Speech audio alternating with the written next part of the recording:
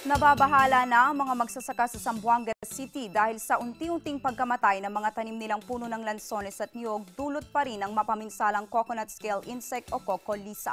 Si Eagle News Correspondent Eli Dumabok sa detalye. Buenas tardes, Pilipinas. Ganito ang itsura at kapal ng mga dahon ng lansones na nalalagas mula sa mga puno habang nagdidilaw naman ang mga kulay ng puno at sanga nito dito sa Barangay Balono, Zamboanga City. Ayon kay Delmalin Aidal, isa sa mga katiwala sa taniman ng lansones na halos 3 buwan nang nalalagas ang mga dahon ng kanilang mga tanim na lansones na nagiging dahilan ng pagkakamatay sa kanilang mga produktong agrikultura na kung saan kumalat na sa halos 1 ektarya ng lupa ang pinsala.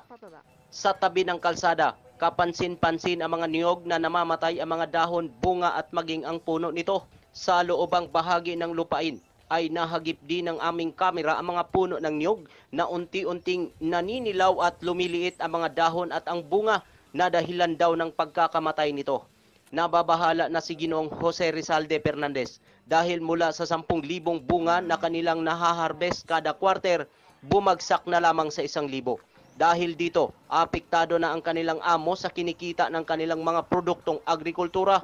Paliwanag ni Director Carlito Robares, Crops Division Chief ng Zamboanga City Agriculture Office, na magkapareho lang ang scale insect na umatake sa bahagi ng Luzon at Basilan.